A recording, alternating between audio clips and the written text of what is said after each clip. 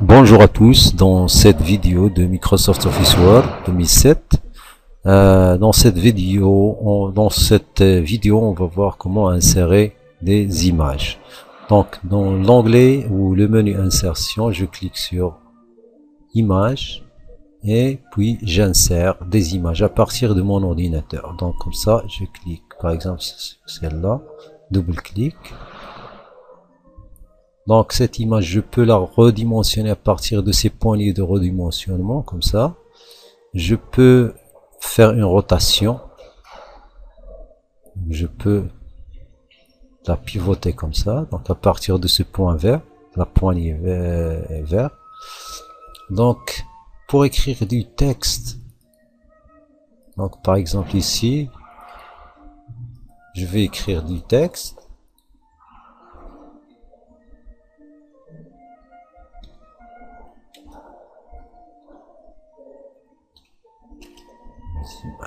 Donc ici on voit que ce texte là, donc cette image, je peux pas la déplacer n'importe où dans mon document. Donc pour cela, donc si je veux la déplacer n'importe où et la mettre même en arrière-plan ou en premier plan, donc je clique dessus et je choisis le menu format.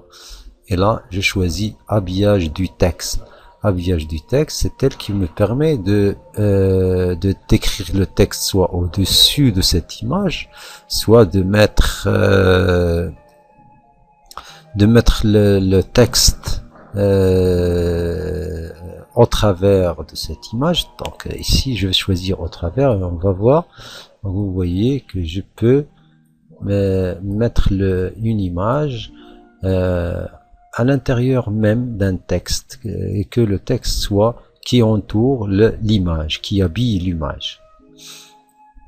Donc par contre, si je veux la mettre en arrière-plan, donc je peux choisir texte devant, derrière le texte, comme ça je peux la mettre derrière le texte.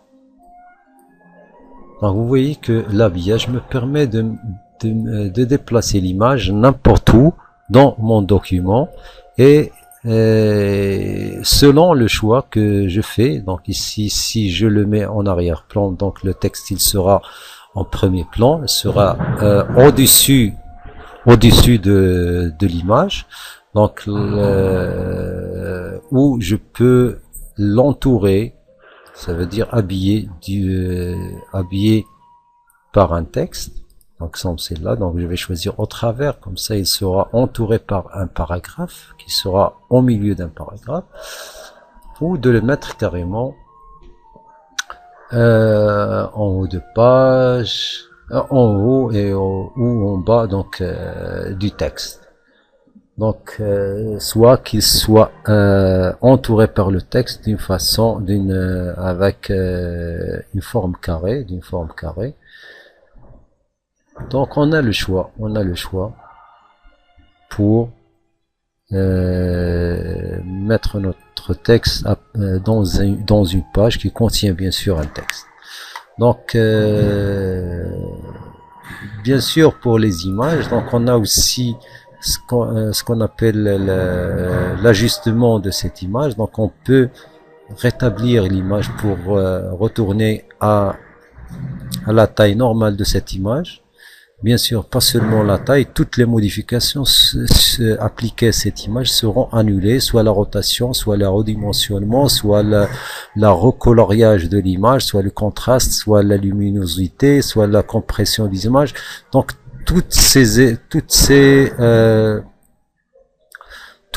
effets appliqués à cette image seront annulés et rétablir l'image à son état initial lorsqu'on l'a inséré dans ce document. Donc ici, pour la luminosité, je peux augmenter la luminosité ou la diminuer. Donc aussi, je peux choisir un contraste. Donc voilà, comme ça. Je peux recolorier l'image. Donc ici, on a plusieurs possibilités, donc les variantes sombres, variation sombre, variation légère. Donc on a aussi donc autre variation. Donc je peux choisir les variations possibles à partir des couleurs transparentes. Donc,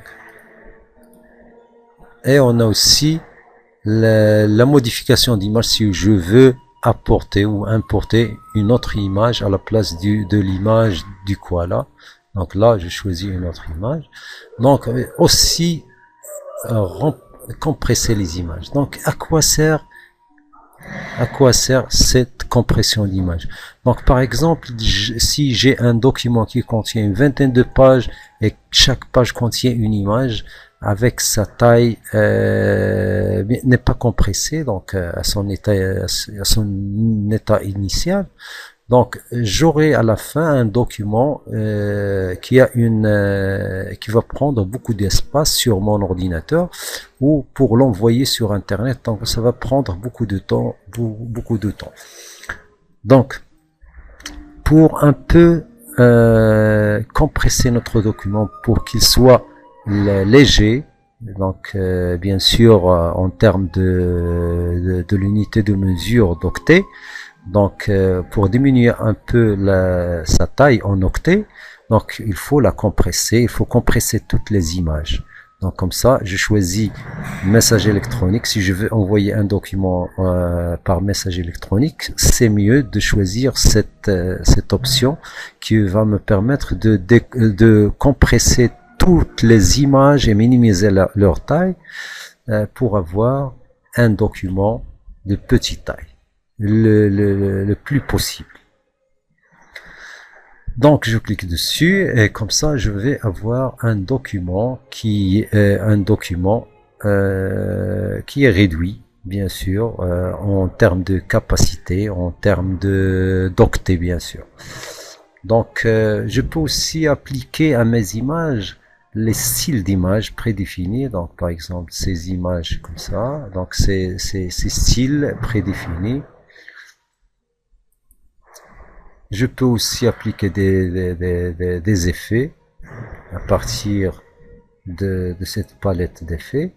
Donc je peux mettre des bordures, bien sûr, épaisseur, la couleur, etc. La couleur etc.